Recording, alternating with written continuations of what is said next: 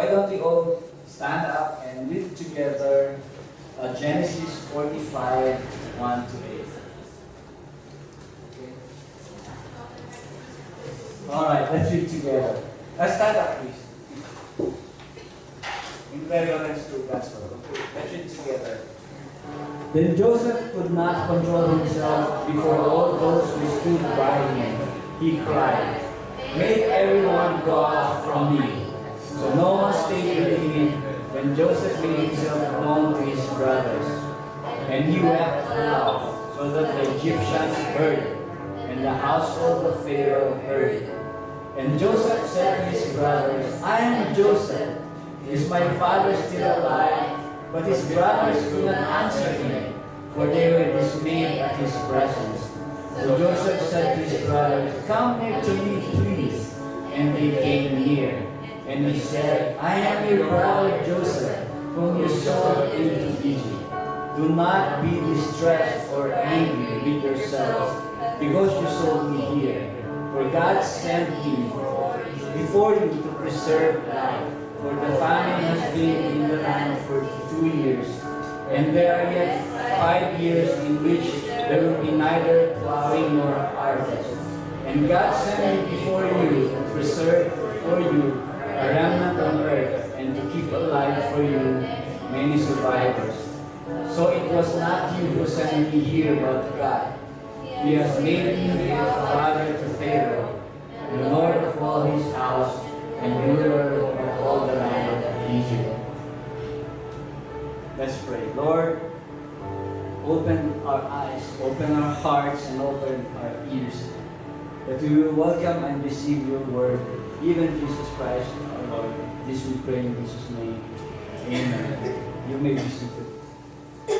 So let me just repeat verse 7, right? And God sent me before you to preserve for you a remnant on earth, and to keep alive for you many survivors. So those will be, we will come back to that later on. But before I start sharing, let me do a quick introduction for those who don't know me. So for those who know me, this is just a repeat. So this is the picture of my family. So my wife, Laura, we have 2 daughters, Ariel and Gabby.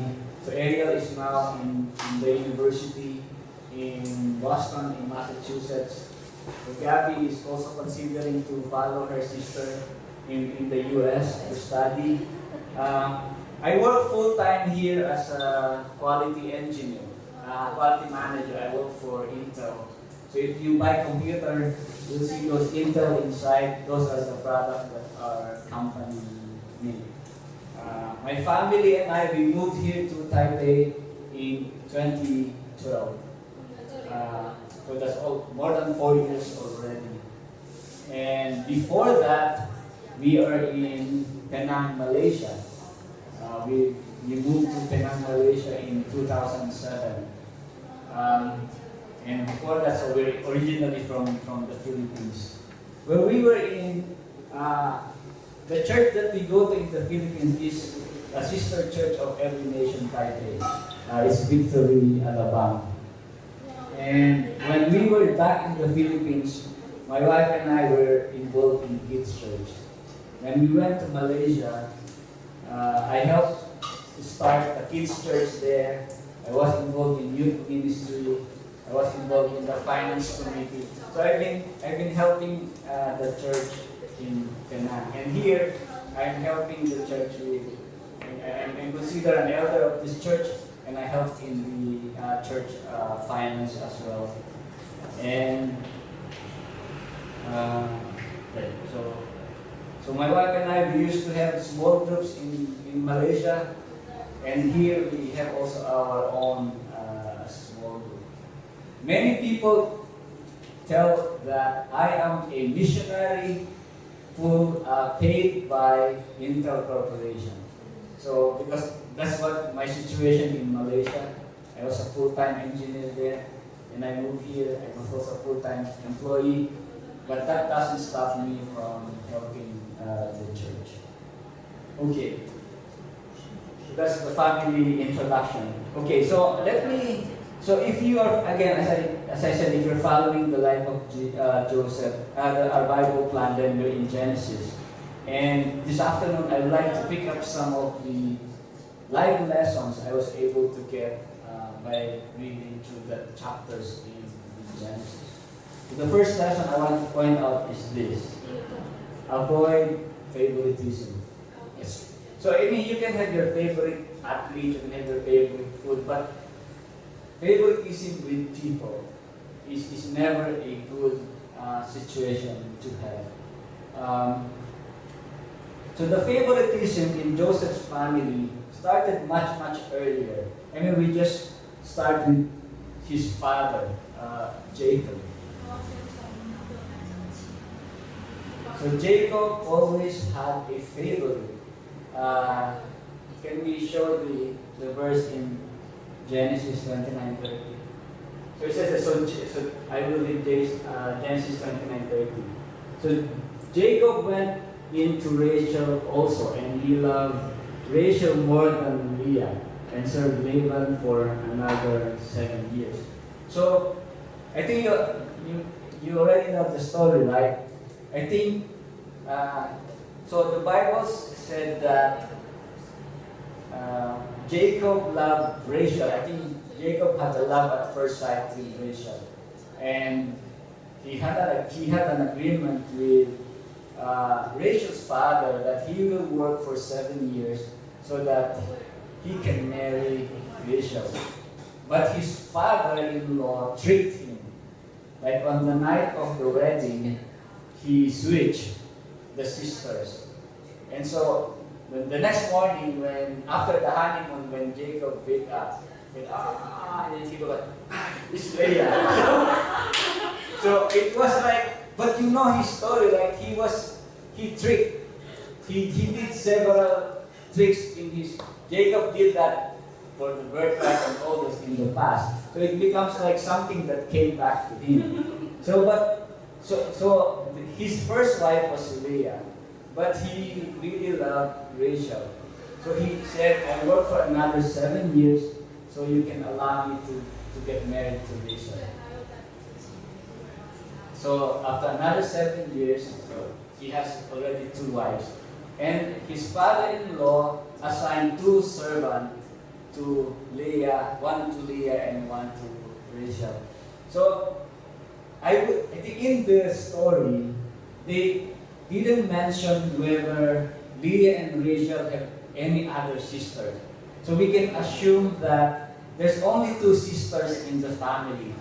And I would think if there's only 2 sisters in the family, maybe just like Gabby and Ariel, they will grow up very close to each other. I'm sure they love each other tenderly, they care so much for each other. But when they got married to Jacob, that relationship suddenly changed.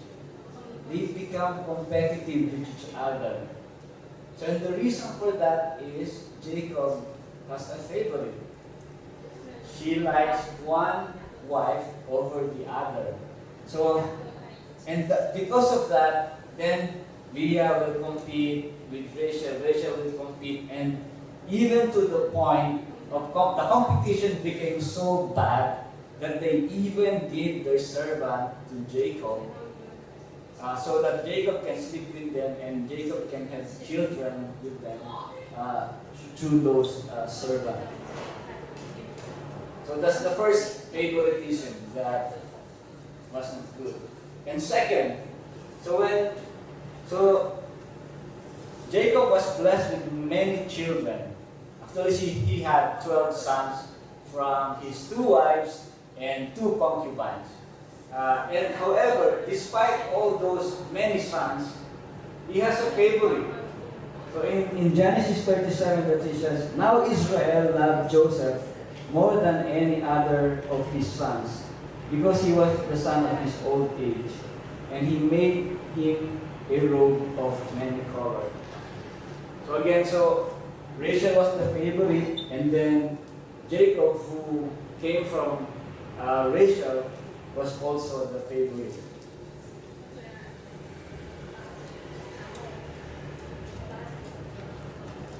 And I think in the family where there's so many children like that, I don't think it's very healthy. Um, so as I was mentioning earlier, so Leah and Rachel, they originally loved each other, care for each other, but because of favoritism, that relationship turned from a loving to a competitive and a unhealthy relationship. And then in Joseph, if we read in the next verse of 37, chapter 37, verse 4. So, but when his brothers saw that their father loved him more than all his brothers, they hated him and could not speak peacefully to him. So again, there are 12 of them. It should have been a very nice family. Maybe they could have a football team at that time. But no, because because Jacob was a favorite, which is Joseph, then the relationship becomes unhealthy. So everybody now is become against Joseph. And Joseph becomes very proud. He was proud that his father loved him more than the other brothers. And he began to taunt his brothers as well. So let me just read here. So several studies on psychology have pointed out the negative effects of favoritism in the family. So children can become overly competitive. Resentment and anger may simmer between siblings when one child constantly receives preferential treatment. Children who are not favored may suffer greatly, both during childhood and on into adulthood. Deep-seated issues with jealousy and feeling of unworthiness can continue to haunt a child throughout life. So in our family, it's also like that when I was growing up. We know that one of our brothers was the special one. So what happened is, all of us will be very competitive in a way, not against each other, but in school, we will overachieve, something like that. So everyone will, because we know that we are not the favorite child. So I think it becomes one way for us, okay, maybe if I become first honor, maybe if I win this contest, maybe I become the valedictorian, something like that, then I will become the favorite child. So that's the environment that we grew up. And sometimes if my favorite brother in the family, if he didn't win the contest, and I will win, and my other sister will win, so somehow we will be happy, yay, something like that. So it's wrong. But we grew up, I think we forgave our parents about it, and we were okay now. But I think, if in the family, if the parents treat the children differently and there's a favorite, I think the children will feel that there's a favorite and I'm not the favorite. So there's this negative feeling that they will grow up with. Okay? Alright, the second point I want to share is this. Choose carefully who to share your dreams and aspirations. Okay, let's continue reading. So now Joseph had a dream, and he told it to his brothers, and they hated him even more. Then he dreamed another dream, and he told it to his brothers, and said, Behold, I have dreamed another dream. Behold, the sun, the moon, and the 11 stars were bowing down to me. But when he told it to his father and to his brothers, his father rebuked him and said to him, What is this dream that you have dreamt? Shall I and your mother and your brothers indeed come to bow ourselves to the ground before you? And his brothers were jealous of him, but his father kept the same in mind. So here, I mean, Joseph may be one characteristic we can describe is very tactless. So maybe he already knows that his brothers hated him. And then he will tell this dream that puts his brothers again in a lower position compared to him. So he shared his dream with his brothers. And it says they hated him all the more. And then when he shared his second dream with his father rebuked him. And his brothers became jealous of him. So our dreams and aspirations are essential part of our lives. So I think, you think deep inside you have some dreams, you have something you want to achieve, something you want to do, you have aspirations. And I think in Joseph's story, one thing we can realize, we have to be careful and we have to choose very selectively who the people we think are worthy of sharing or telling our dreams and aspirations. Because if there are people who will encourage us, I think maybe there's the right of people to share with. But if they're the kind of people who will question your dream, or you will instead of being encouraged talking to them, you will end up being disillusioned. Ian is not in the notes, but I'll share something. Okay. So I think I just said earlier, Ariel is studying now in the U.S. But before that, a few years ago, we had the opportunity to visit my sister-in-law and spend the Christmas holidays and the New Year's holiday in Toronto, in Canada. And during that time, we decided to go on a tour bus that goes from Toronto to New York to Washington D.C. So several states in the East Coast, and it's I think the bus is operated by a Chinese Canadian. So we're the only not Chinese inside the bus. So the tour guide was very apologetic to us because he will say, okay, we're in Chinese everything, okay, where we are and all those the sites, and we will have a short word. We are in Washington D.C. But he will spend like 30 minutes. But anyway, so we went to Boston, one of the cities that the tour bus stop was Boston, and all of us were able to go to MIT, able to go to Harvard. I mean, Boston. I think at that time, a dream started in them that, we want to study in the U.S. when we go to college. Before that, our plan was for them to send back to the Philippines. We even arranged that they will have a good place to live if they study in the Philippines. So something like that. So the plan is there, they go back to the Philippines to study. But after that trip, they had this dream of being able to study in the U.S.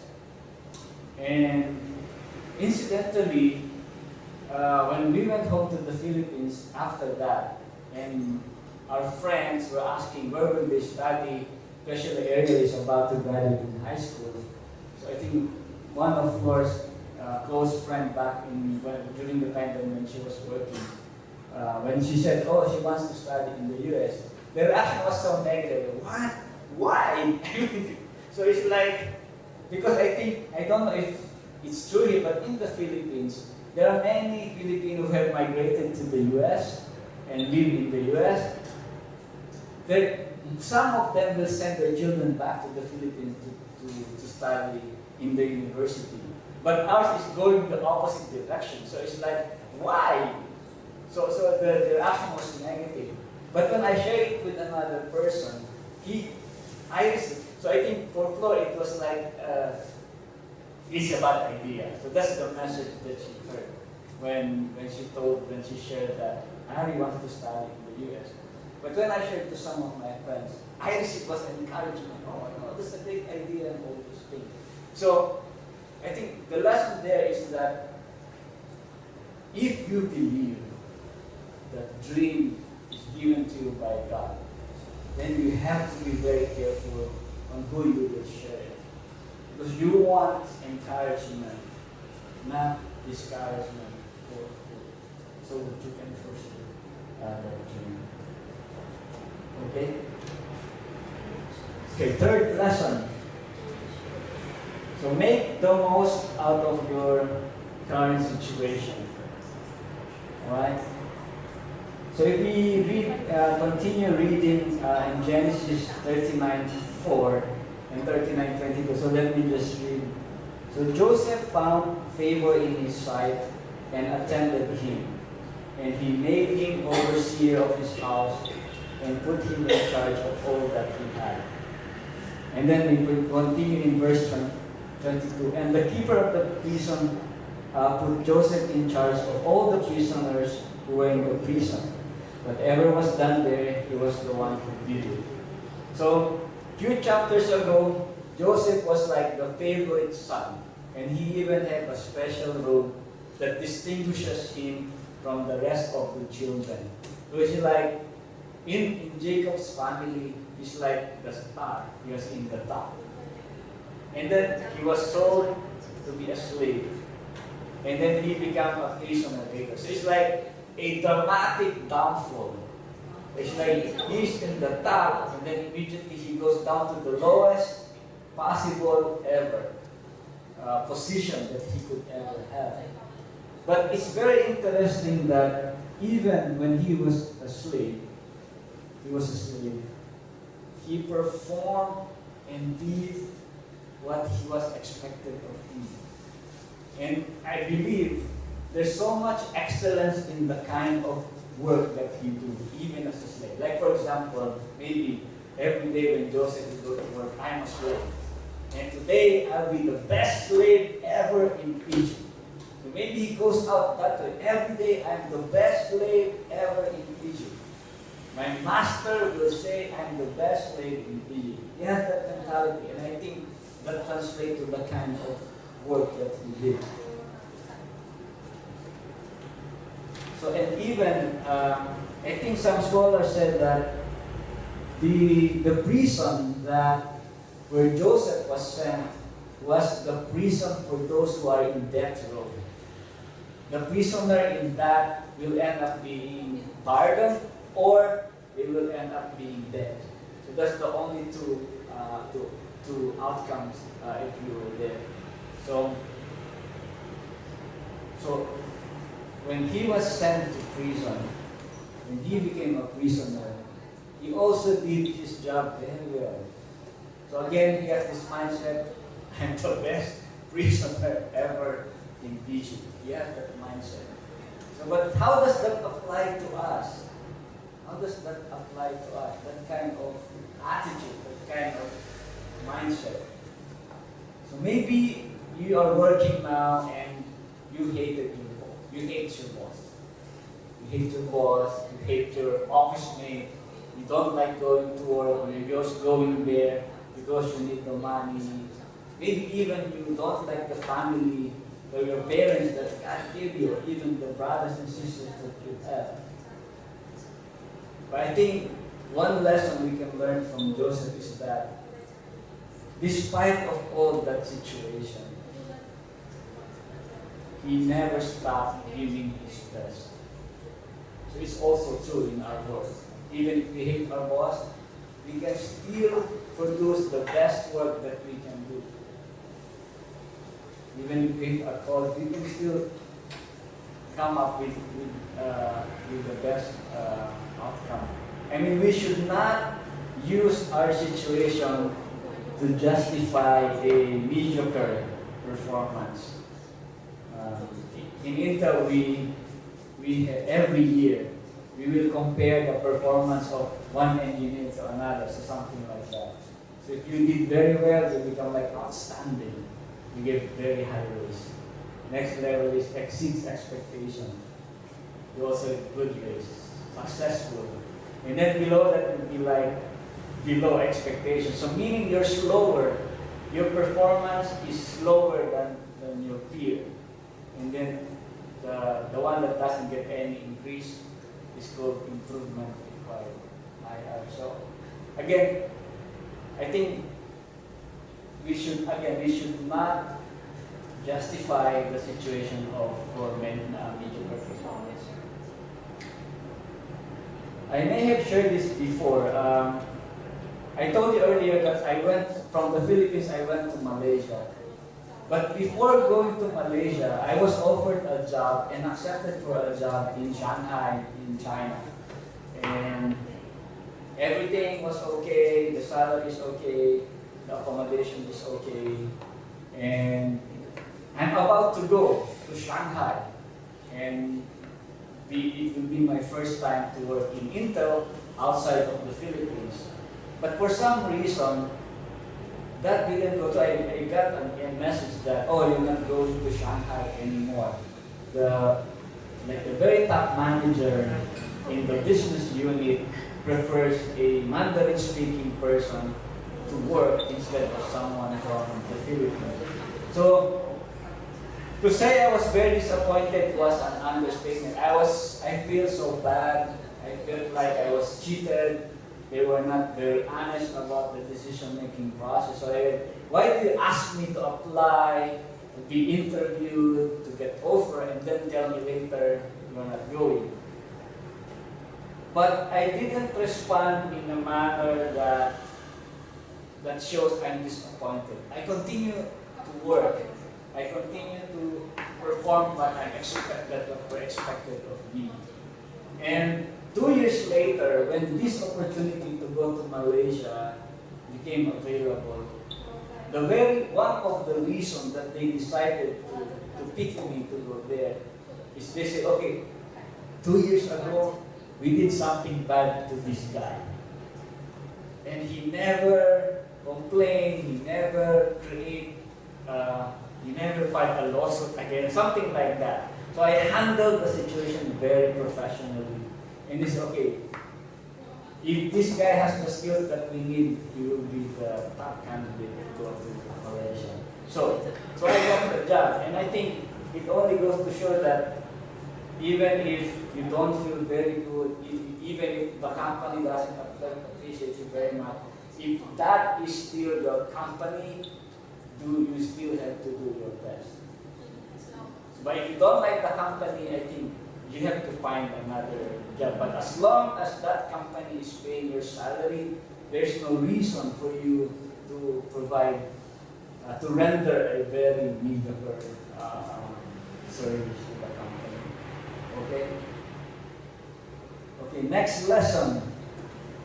Use your talent to serve other people. Okay, so let me read the story again. So sometime after this, the cupbearer of the king of Egypt and his baker committed an offense against their Lord, the king of Egypt. And Pharaoh was angry with his two officers, the chief cupbearer and the chief baker, and he put them in custody in the house of the captain of the guard, in the prison where Joseph was confined. The captain of the guard appointed Joseph to be with them, and he attended them. They continued for some time in custody, and one night they both dreamed. The cupbearer and the baker of the king of Egypt were confined in the prison, each his own dream, and each dream with its own interpretation. When Joseph came to them in the morning, he saw that they were troubled. So he asked Pharaoh's officers who were with him in custody in his master's house, "Why are your faces downcast today?" They said to him, "We have had dreams and there is no one to interpret them." And Joseph said to them, Do not interpretations belong to God? Please tell them to me." Okay. So that time, Joseph, just like the two other guys, the chief cupbearer and the chief baker, they were all prisoners. But you see, unlike the two other prisoners, Joseph was the one who cares about the other prisoner. He cares about what's going on with each of the prisoners.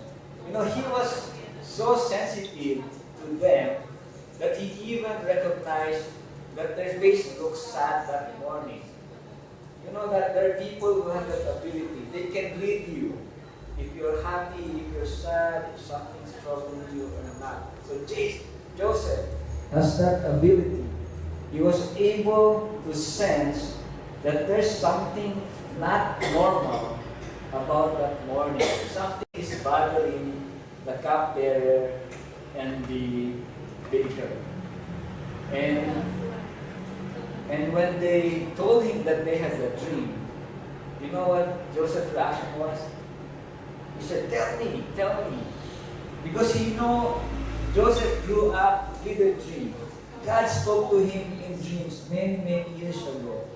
And so now, he made that connection. Okay, there's a dream. And maybe I have God given me the ability to interpret them. And so he asked them. He knew that dreams can reveal future events. He also knew that the power to interpret dreams is a gift from God. So I think he said to the cupbearer and the baker, do not interpretations belong to God. So that's an acknowledgement that he can only interpret the dream because God is revealing the interpretations to him. And he reiterated it when he talked to the Pharaoh in the next verses. So Joseph answered Pharaoh, it is not in me. God will give Pharaoh a favorable answer. And then Joseph said to Pharaoh, the dreams of Pharaoh are one. God has revealed to Pharaoh what he is about to do. So Joseph knew from the start that God talks to him in dreams. And because of that ability, he is able to interpret the dreams. So in interpreting the dreams of the two other prisoners and even the Pharaoh, Joseph was able to mightily use the gift and the talent that he has in serving other people. I think it's the same true with us. So God provides some very unique or very specific talents and skills in us. And I want you to search what are those. I think some of you can sing very well, some of you can play the instrument very well, and thank God that you are using them to serve and bless other people. Okay. All right. So the next lesson I want to give you is continue to trust in God. So if you read again, so the Lord was with Joseph, and he became a successful man, and he was in the house of an Egyptian master. His master saw that the Lord was with him, and that the Lord caused all that he did to succeed in his hands. And on verse 21, but the Lord was with Joseph and showed him steadfast love and gave him favor in the sight of the keeper of the prison. So, as I was telling you, so Joseph was the favorite son, become a slave, then became a prisoner in death row. And all throughout this, I mean, if you read Joseph, all the chapters that talks about Joseph, you never read that he complained. You cannot find any hint that says he fall into temptation, he fall into sin, that he doubted his dream. There's no hint that he even questioned God. He continued to do what he was asked to do. He continued to serve his master, continued to serve the warden of the prison, and eventually even the Pharaoh. And all throughout, I believe that Joseph continued to believe that the dream that he had when he was so young, when he was 17 years old, is something that will come true. And even if the dream hasn't come true yet, I think Joseph continued to trust in God. Why? Because everything that he touched becomes successful. Everything that he do was blessed by God. So he knows that God's hand is in all the situation that he was in. God was even with him in the prison because he was favored by the jail warden. So let's go back to the dream that he had much earlier. So he said to them, "Hear this dream that I have dreamed. Behold, we were binding sheaves in the field, and behold, my sheaf arose and stood upright. And behold, your sheaves gathered around it and bowed down to my sheaf." His brother said to him, "Are you indeed to reign over us? Or are you indeed to rule over us?" So they hated him even more for his dreams and his words. And that dream comes true later in Genesis 4:42. So now Joseph was governor over the land. He was the one who sold all the people of the land. And Joseph's brother came and bowed themselves before him with their faces to the ground. So the dream was all his brother will bow to him to the ground. And that happened when they came to Egypt to buy food. And Joseph at that time was the governor, and every buyer has to go through him, and he's the one who will approve if they will sell the crop, the grains to them or not. And then in chapter 9 it said, "And Joseph remembered the dreams that he had dreamed of them. And he said to them, 'You are spies. You have come to see the nakedness of the land.'" You know why that important for him to say you are spies? So, for someone during that time, for someone to be said that you are ruling over them, or you have authority to be ruler over them, one of the ability is you can accuse someone of a crime and you can put them to jail. And so when he said this, he is asserting that I have authority over you. And so in his dream, his brother questioned, "Are you indeed to rule over us?" And it came. So the dreams were fulfilled before his very eyes. The first time his brother came looking for trying to be grain. Okay, so when the dream was fulfilled, his faith in God increased all the more. I think it's true for us. That's why our church, we always love hearing testimonies. Because when we hear answered prayer, then the faith of the congregation becomes even is increased all the more. I think during the prayer and fasting, I was in Tokyo for work, and I follow all the instruction and do the meditation. In one of those days, I was praying for Pastor Casey and Hope. And one of the vision that I got was they're praying for a new vehicle. So the next morning, I just sent a line message to Pastor Casey. "Pastor Casey, I just want to confirm, did you put in your faith goal to have a new vehicle this year?" And he said, "Yes." And so I think our faith in God, me and Pastor Casey, with just that short exchange, become increased all the more. Because first, for me, God is telling me something that what is in the heart of Pastor Casey. We never talked about it before. I just want to confirm based on the revelation that I received during the prayer and fasting. And then Pastor Casey's faith was also increased because he know that God hear, God listened to his prayer. Because somebody else know what he is praying about, or something like that. So here, if you have answered prayer, if you have testimony to share, we welcome you to do that. Because, as I said, the faith of the congregation is increased all the more. And the last point I want to share is this one. Finally. It's not in the note. Yeah. So improve family relation. I mean, if you look at it, right, the story of Joseph is also about the family. And I think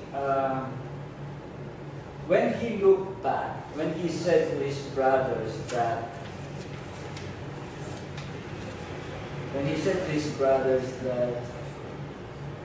It was not you who sent me here, but God. I think at that point, Joseph already knew that what happened to him, from him being sold as a slave, from being a slave to a prisoner, and then from being a prisoner rising up to become the prime minister of Egypt, is all about God's salvation plan for Jacob's family. And because of that, he was able to forgive his stepbrothers. I think I want to emphasize the family relation because I think we're the entire China and the island of Taiwan is celebrating Chinese New Year. And during this time, I think married couple goes to the house of the husband parent first, and then I think the next day or 2 days later we go to the in-laws. I think this is a time that the family and the extended family come together. And let's make sure that we use this opportunity to continuously improving our family relationship. If there's a broken relationship between you or your brother or sister, heal. Reach out to them and heal the relationship. I think, I don't know, I think maybe it's a Philippine saying. We say blood is thicker than water, so it means that the family is always more important than people outside the family. So let's make sure that, I mean, if you say you're a Christian and your family is not yet Christian, so let our attitude toward them, let our love for them be the salvation story, be the good news that they will receive, so that it will be easier for you to share with them the salvation promise, the salvation gift that comes from Jesus Christ. So let's all forgive if someone has offended us, especially if they are our parents or if they are our siblings. I think, so if you will look at Joseph's story, it's not in the, note. But anyway, again, I will repeat myself several times. So Joseph, the favorite son, he became a slave and a prisoner, and then in Egypt, and then later on he becomes the prime minister. And he said that God sent me before you to preserve for you a remnant on earth. So he's talking about Joseph became the instrument for Jacob's family to be saved. So the family of Jacob will continue to survive because they were able to go from Canaan, where there's family, I think they went to Egypt in the second year of the famine, so there's 5 more years. If they didn't go to, if Joseph wasn't around to invite them to go to Egypt, I would think they would have died. But since Joseph was ahead in Egypt, he was able to choose the best farmlands and pasture in Egypt. I think Goshen, that was the best land available if you are a shepherd at that time. And Joseph was able to bring that family there. So the story of Joseph, there's parallel in God's salvation story. That Jesus was the only son. He went down to become a slave. Not a slave, but to serve humanity when he was here on earth. And then when he died and he rose, he was promoted like a prime minister, the second highest position in the land. And Jesus was like that. He was promoted to the highest position. Okay, we can see that in Joseph's life, that his faith in God helped him through all these different circumstances. So, just quick questions I want you to ask. I will end soon. How about you? Are you willing to trust God's love for you, even though your life seems to be going in the wrong direction? So, are you willing to trust God when all your earthly supports have been taken away? If there's someone who offended you, are you willing to forgive those and be reconciled to them? Okay, let's pray. Lord, thank you for your sharing of your word today. Lord, thank you for the family that you gave us. Thank you, Lord, that there's so many people who care about us. Lord, I pray that we will be like Joseph in Genesis, who trusted you despite all the situation that he was in. Lord, may we be like that. May we continue to believe that you are in control, that your hand is in all these kinds of situations. Lord, help us to be loving like him. Help us to overlook an offense and forgive and be willing to be reconciled. For this we pray in Jesus' name. Amen.